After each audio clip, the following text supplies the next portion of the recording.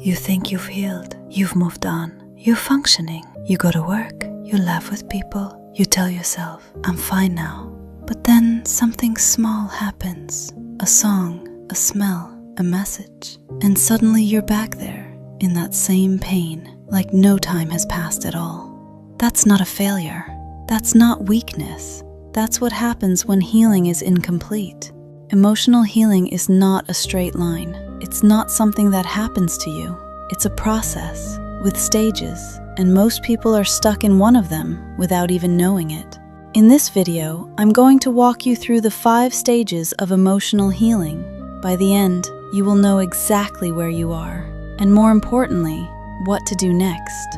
But first, let me tell you what healing actually is, because most of what we call healing isn't healing at all. Healing is not forgetting. Healing is not pretending it didn't happen. Healing is not staying busy so you don't have to feel. Healing is the process of integrating what happened to you into who you are without letting it define you.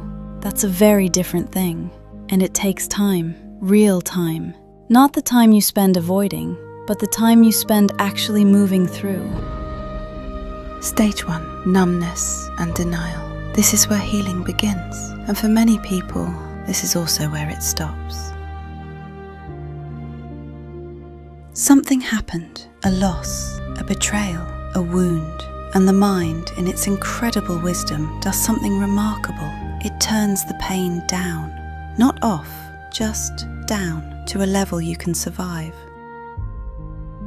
You might feel nothing at all, or you might feel a strange flatness, like the world is slightly unreal, like you're watching your own life from behind glass. This is not weakness. This is your nervous system protecting you from something it doesn't yet know how to process. The dangerous part of this stage is when it becomes permanent, when numbness becomes a lifestyle, when you confuse not feeling with having healed. Signs you're stuck in stage 1. You feel emotionally flat most of the time. You keep yourself constantly busy, never still. You say, I'm fine, and almost believe it. You avoid anything that might make you feel. You function perfectly, but feel nothing inside.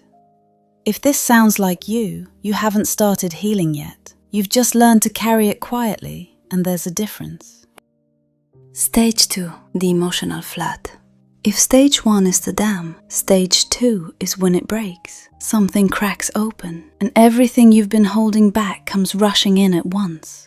The grief, the anger, the confusion, the questions that have no answers, the feelings you told yourself you were over. This stage is terrifying, and it's also the beginning of real healing. Most people interpret this flood as a sign that they're getting worse. They say, I was fine before, why is this happening now? But here's what's actually happening. Your nervous system finally feels safe enough to process what it couldn't process before. The pain coming up is not new pain, it's old pain, finally being felt. Signs you're in stage 2. Unexpected crying, sometimes for no clear reason. Intense anger that seems out of proportion. Obsessive thoughts about what happened. Hypersensitivity to small things. Feeling completely out of control emotionally. The biggest mistake in this stage is trying to stop the flood. You can't outrun your emotions. The only way out is through. Stage 3. The searching phase. After the flood begins to settle, something shifts. You stop just feeling, and you start asking, why did this happen? What does it mean? Who am I now that this has happened to me? This is the stage of meaning making, and it's both powerful and dangerous. Powerful because this is where understanding begins, where you start to connect the dots, where therapy helps the most, where books and videos like this one can genuinely shift something in you. Dangerous because it's easy to get lost here, to spend years analyzing without ever moving, to know everything about your trauma but still live inside it. I call this intellectual healing, when you understand your pain perfectly but haven't actually felt it yet. You can describe your childhood wounds in clinical terms. You know all the attachment styles. You've read every book. But when someone asks, how are you really? You still don't know.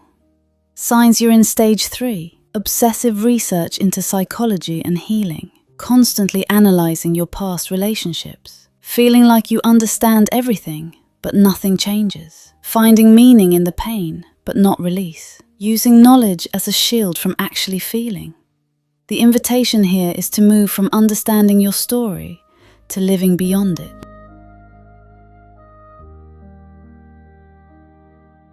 Stage 4. Rebuilding identity. Something profound begins to happen here. You stop defining yourself by what happened to you and start asking a different question. Who am I now? Who do I want to become? This is not the same person you were before, and that's okay. Healing doesn't restore the original, it creates something new. Like a bone that breaks and heals stronger. Like a tree that bends in the storm and grows deeper roots because of it.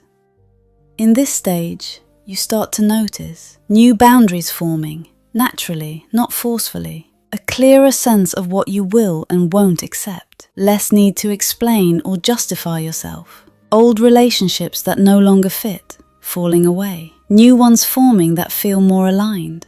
This is also the stage where grief transforms. You still feel the loss, but now it sits differently, not as an open wound, but as a scar that tells a story.